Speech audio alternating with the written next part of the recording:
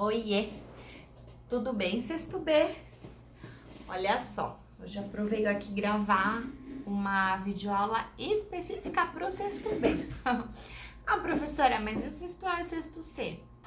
Então, eles tiveram aula já essa semana, né? E a de vocês caiu no feriado. E calhou que a semana passada a gente teve problema no áudio. Lembra que a gente mal conseguia se ver, mal conseguia se entender lá pelo Webex? Nossa, então ficou uma bagunça. Então eu aproveito gravar para o sexto B, para que a gente deixe tudo em dia, né? O que tá faltando a gente atualizar do ensino religioso. Então, olha, a última atividade, o último vídeo que a Pro postou, eu tava falando da Malala. Eu falei do desenho da paz e falei da Malala, né? Então a gente tá aqui num capítulo que fala sobre símbolo. E a Malala se tornou um símbolo da luta pela educação. Então eu já tinha deixado para vocês essa página. Tem um trecho de uma carta que a Malala escreveu, falando do quanto ela valoriza, né, o poder estudar. E aqui nessa carta, nesse trechinho dessa carta, ela fala assim, ó. Ela começa falando assim, que percebemos a importância da luz quando vemos a escuridão.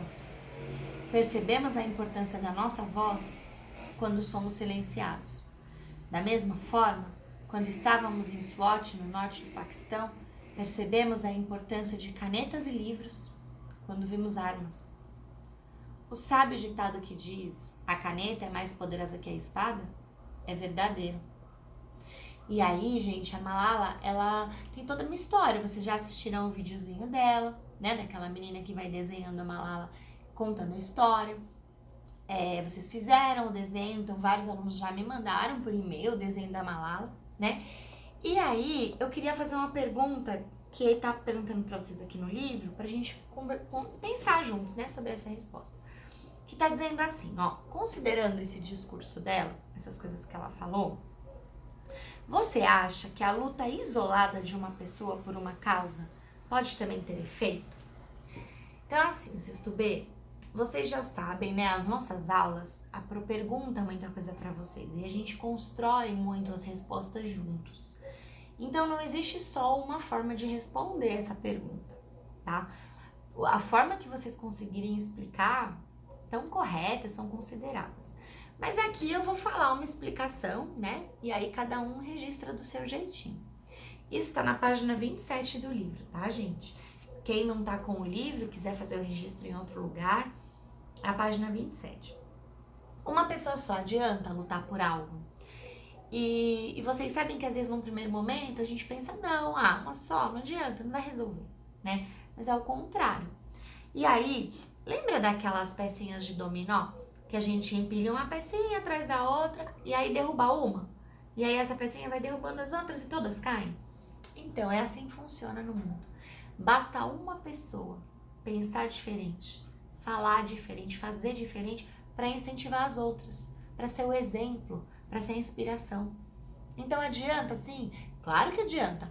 Ah, professora, mas se tiver mais gente, vai ter mais força. Vai, né? O apoio, ele fortalece, ele intensifica. Mas uma pessoa só adianta? Adianta, tá? E eu queria que vocês pensassem o que vocês defendem, o que vocês acreditam. Porque, professora, mas eu sou criança, mas só eu, mas não importa, né? A partir do momento que você acredita em algo e você se comporta desse jeito, coerente com o que você acredita, você vira uma inspiração e um modelo a ser seguido, tá bom? Lembrem disso. E olha, continuando aqui no nosso livro, aconteceu uma situação muito complicada lá na Bélgica. Então, vendo essa moça? Ela é muçulmana e ela usa o véu islâmico. E ela estava no trabalho dela e um cliente se incomodou, foi lá reclamar porque se sentiu desrespeitado dela não tirar o véu para atendê-lo e tal. E aí, gente, o chefe dessa moça demitiu ela. Nossa, foi uma confusão lá na União Europeia toda. Por quê? As pessoas foram defender o uso de símbolos religiosos no local de trabalho. Afinal de contas, vocês sabem tão bem quanto eu que um símbolo, ele não é um objeto qualquer. Ele tem muito valor, né? Ele é um objeto que tem muito significado para quem acredita nele enquanto símbolo. Então, você não pode falar para uma pessoa, tira isso daí da cabeça, nada a ver, né? Tira essa roupa, não tem nada a ver. Não é assim. Então, teve uma confusão, uma polêmica lá, né? E a empresa foi multada, ela foi contra a lei, né? A lei de discriminação e intolerância religiosa. E aí, tem uma outra pergunta para vocês responderem aqui no livro, que é na página 29, que pergunta assim, a pergunta número 1, que pergunta assim: qual é a sua opinião a respeito da proibição do uso de símbolos religiosos no ambiente de trabalho? Justifique. Então, aqui é a mesma coisa. Como é que a Pro fez nas aulas online, né, que eu dei pro sexto A, pro sexto C? A gente foi conversando, os alunos foram dando as opiniões, a gente foi registrando. Aqui é a mesma coisa. Pensem um pouquinho qual é a opinião de vocês, né, como que vocês podem registrar isso. Mas o importante é que vocês digam isso, né? Deve ser proibido? Não deve ser proibido. Quando a gente sabe que não é um objeto qualquer, que ele é atribuído de muito significado, a gente sabe que não pode ser proibido, né? Todos têm o direito de manifestar, professar a sua fé. E aí, sabe, eu dei também aquele exemplo. Sabe, vocês já ouviram no jornal quando um torcedor de futebol entra no metrô com a camisa do time dele. Aí outros torcedores de outro time batem nele, agridem, chegam a matar uma pessoa, porque é do outro time. Gente, não pode acontecer isso, né? O ser humano tem que parar com essa coisa de intolerância. Então, o que é essa intolerância? Eu não suporto, eu não aceito, só o que eu acho é o certo. E não dá, é impossível a gente continuar concebendo isso, né? Então, isso tem que ser parado de uma vez por todas. Você vai ter a sua opinião, eu vou ter minha opinião, cada um vai ter sua opinião e a gente vai se respeitar. A gente vai conviver, viver junto, independente da opinião, da escolha, do gosto de cada um.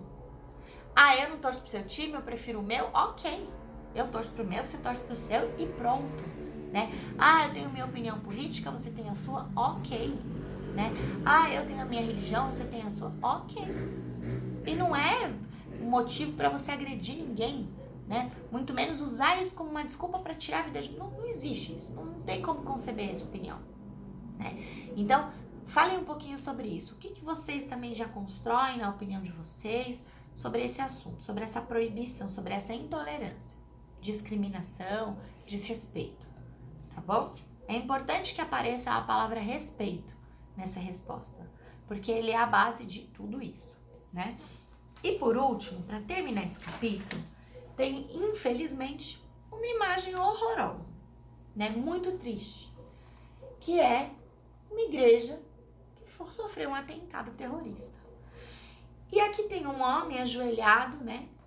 Parece que ele tá rezando, né? É uma imagem, não tem como a gente ter certeza, mas é o que parece.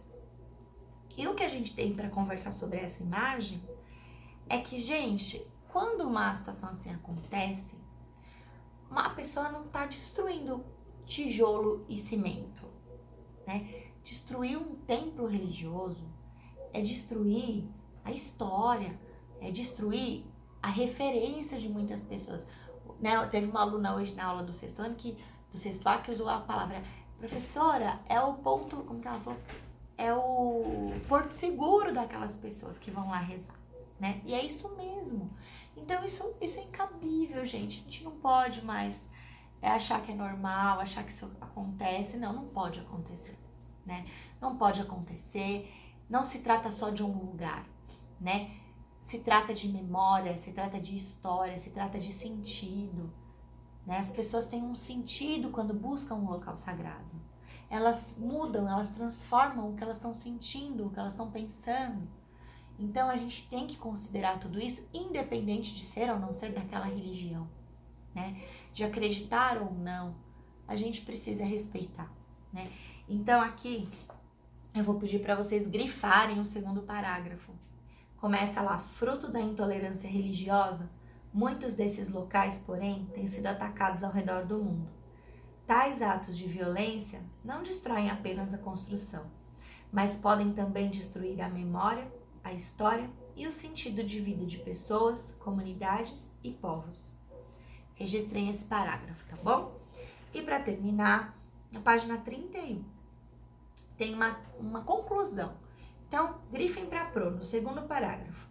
Nem sempre conseguimos comunicar o que queremos com palavras, sinais ou gestos.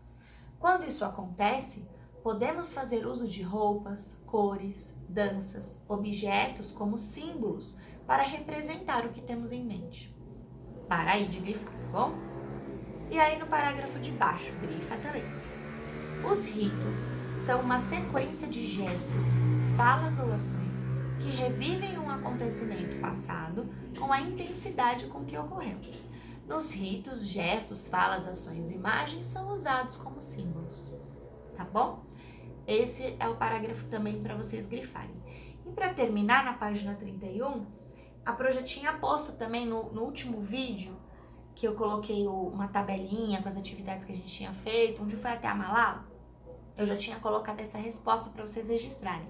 O que é um símbolo, né? Então, é um objeto ou uma imagem que transmite um significado que vai além do que você só enxerga.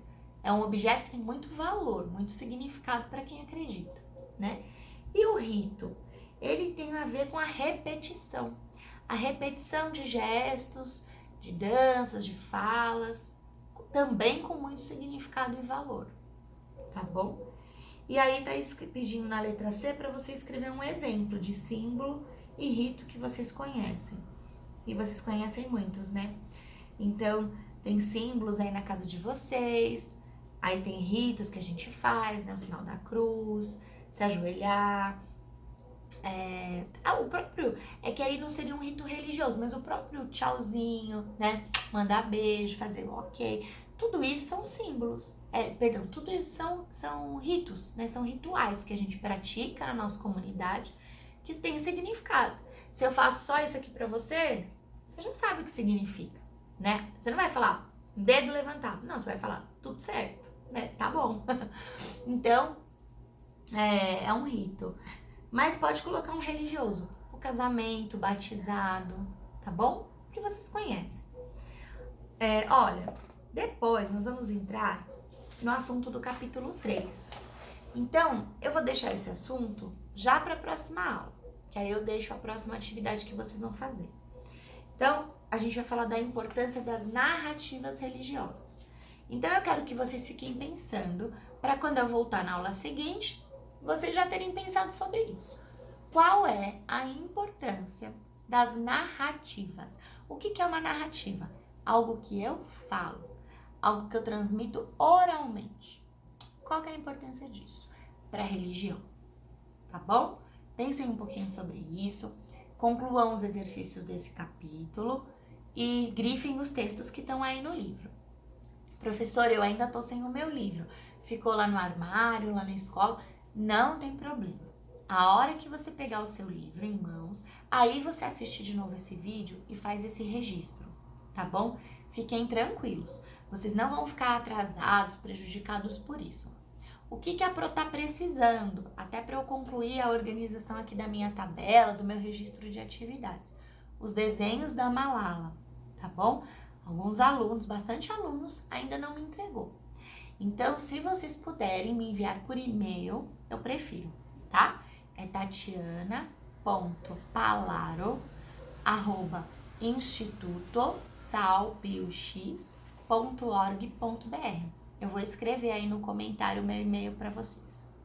Tá bom, meus amores? Então, fiquem bem, fiquem com Deus. A gente se vê semana que vem de novo.